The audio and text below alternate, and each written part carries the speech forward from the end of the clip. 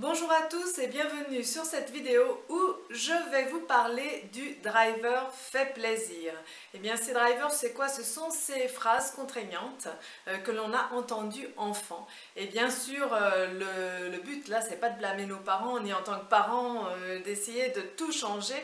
Eh bien parce que ces petites injonctions nous ont construit en fait et nous ont donné nos meilleure qualité avec les défauts qui vont avec. Ils sont au nombre de 5, donc il y a le sois parfait, le fais plaisir, sois fort, fais des efforts et dépêche-toi. Aujourd'hui je vais parler du fais plaisir et je vais reprendre, eh bien, qu'est-ce qui fait qu'on a celui-ci, qu'est-ce que ça nous a donné comme avantage, comme inconvénient et aussi que faire, eh bien, quand ce driver est trop fort pour bien, le vivre au mieux. Je rappelle que sur les 5 drivers, on n'a pas tous au même niveau. On en a un plus fort, un ou deux plus forts que les autres. Mais tout d'abord, qui suis-je? Je suis Marie-Élise Château, coach professionnel dans la région des 3 pays, France, Allemagne et Suisse. Mon bureau est en Suisse, près de Bâle. Et si vous êtes une personne hypersensible qui sur le lieu de travail se sent des fois pas écoutée, se sent en décalage, pas à sa place, je vous comprends et parce que je suis passée moi-même par ces étapes-là, je les ai surmontées. Et aujourd'hui, j'accompagne les personnes en coaching individuel, soit sur place, sur le lieu de travail, soit on peut le faire aussi en ligne en ce moment. Je fais aussi des groupes, des coachings de groupe et notamment en ce moment en ligne, j'organise des groupes sur l'hypersensibilité. Des groupes de partage et d'échange qui fait que vraiment les personnes se découvrent hypersensibles et vraiment font un bond en avant, je dirais, dans leur développement personnel parce que ça met vraiment en lumière, ça donne des explications positives sur beaucoup de choses qui étaient jusque-là contraignantes. Je vous invite vraiment à vous inscrire à mes conférences. Je vais revenir donc sur le driver fait plaisir. Alors tout d'abord, qu'est-ce que c'est ces petites phrases? C'est carrément fait plaisir. Fais-moi plaisir, on l'a des fois entendu. C'est aussi, tu veux vraiment me faire de la peine, tu seras gentil si, sois sage, tu rendras service à tout le monde si... Ça, ce sont des phrases concrètes que l'on peut dire en tant que parent, que l'on peut avoir entendu enfant. Mais des fois, c'est simplement un comportement. C'est pour ça que je vous dis que c'est quasiment impossible d'éviter de donner à ces enfants ces drivers parce que même avec notre comportement, c'est implicite en fait. Par exemple, moi je pense pour ce driver-là aux enfants qu'une grande personne veut embrasser et qu'elle ne veut pas. Alors avant les 7 ans, peut-être que l'enfant va dire « Ouais, qu'est-ce que t'es vieille, je t'aime pas », ça va sortir. Mais à partir de 7 ans, l'enfant ne va plus dire ça. Et donc, on le voit des fois qu'il ne veut pas, mais si le parent est à côté, qu'est-ce qu'on fait en tant que parent? Est-ce qu'on va avoir le courage de dire à la personne « Bon, écoutez, là, j'ai l'impression qu'elle ne veut pas vous faire la bise aujourd'hui. » On n'a pas forcément ce courage. Donc, en fait, on ne dit pas et du coup, il y a quand même derrière ce grand fait plaisir. Alors, qu'est-ce que ça nous donne comme avantage? Parce que chaque driver donne des belles qualités. Eh bien, la personne qui a fortement ce driver fait plaisir, c'est quelqu'un de fondamentalement altruiste. Elle a une grande capacité d'écoute, une grande empathie. On les connaît un petit peu, c'est ceux qui attirent les gens et les gens vont se plaindre à eux parce qu'ils sont toujours là pour écouter, pour prendre. Attention à ce jeu-là, bien sûr, on s'en doute. Ce sont des gens qui aiment l'harmonie. Dans le groupe, ils vont vraiment avoir ce rôle de faire que tout se passe bien, que ce soit harmonieux, que les relations soient harmonieuses. Ce sont des gens très attentionnés.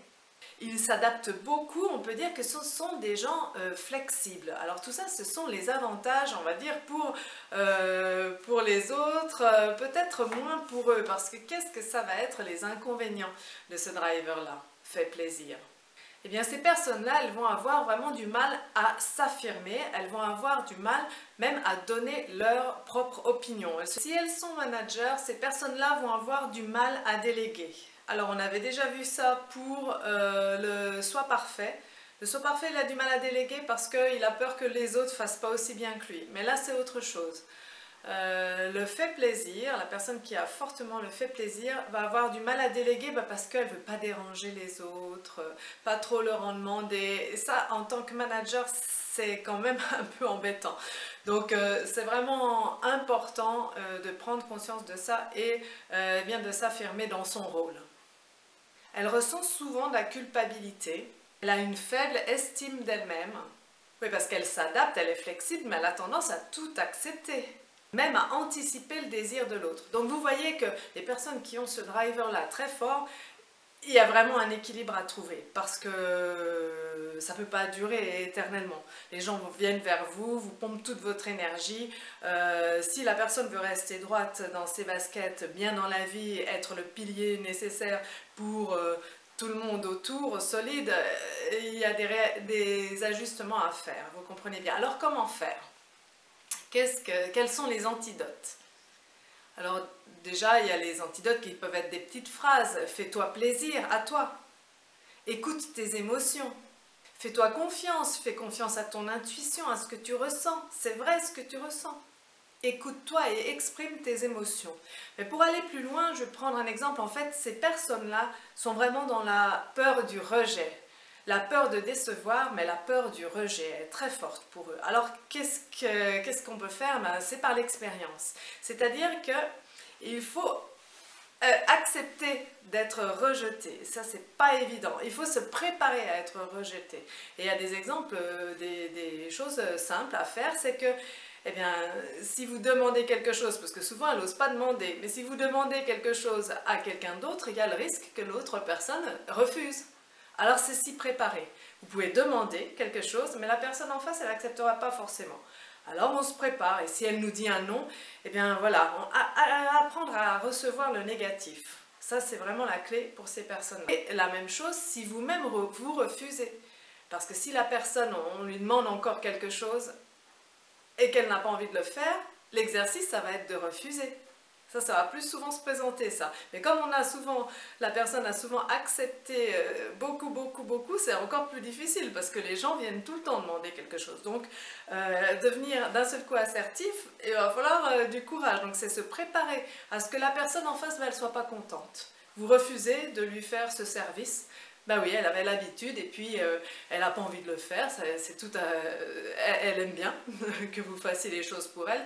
Et là, ça va être peut-être de la colère, ça va être peut-être qu'elle va vous faire la tête. Eh bien, se préparer à ça, c'est comme ça, on peut vivre des choses négatives et sur le long terme, c'est vraiment pour ouvrir vraiment un nouveau livre et voilà, c'est ça, ouvrir une nouvelle vie, un nouveau film, que ce soit pas que des petits drames, mais voilà, que ça devienne un petit peu une comédie un peu, la vie un peu prendre un peu plus légèrement et pas toujours d'avoir ce sentiment de culpabilité d'avoir mal fait. Voilà, c'est ce que je conseillerais aux personnes qui ont très fortement ce driver fait plaisir. Et il y en a beaucoup, je sais.